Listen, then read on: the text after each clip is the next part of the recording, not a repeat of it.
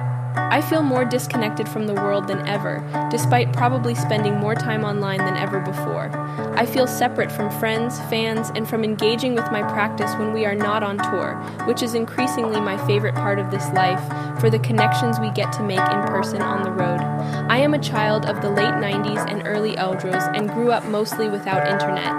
It wasn't until a few years after graduating high school that I felt this whole technological integration really started accelerating at a dizzying speed. At first it was really great. The internet connected me with amazing things I never got from my small rural childhood. The internet gave me music and art and movies that welled my eyes and fueled a journey which I had no idea where it was leading, but knew I needed to go there. I jumped headfirst into uncertainty because I knew in my heart I wanted to experience the wide world and connect with people through vulnerable sounds. I was motivated by the idea that there is so much more out there. The memories of those days and the clear-headedness has gotten obscured by frantic feeling interactions, avoidance, and anxiety, particularly around non-connection connecting through screens. I am not here because I want to preach the evil of social media or technology. I am here because I love the internet and I want to use it again for things that excite me, things that inspire me, to create more and share some of it along the way in this new chapter of my life. I am a musician first, somewhat of a poet and artist, slightly under that, I guess, but I am a human who wants to try to make the best out of this scary situation, try something new, and maybe you would like to try something new here with me too.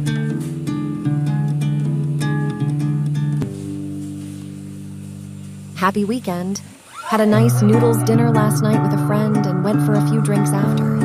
Talked about so many things, from how our teenage selves always dreamed of living in Tokyo to relationships, carer, and just life in general. Memory from my teenage years came around a week ago when I was walking around in dirty and messy Shibuya because I used to write fictions of myself living in Tokyo back then.